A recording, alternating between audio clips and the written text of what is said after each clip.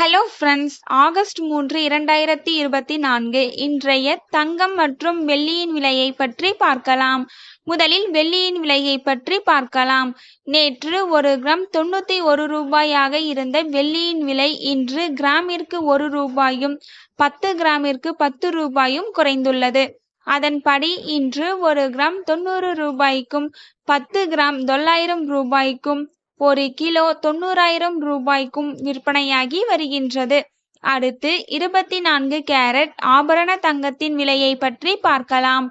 இன்று கிராமிற்கு 10 ரூபாயும் 8 கிராமிற்கு 80 ரூபாயும் குறைந்துள்ளது.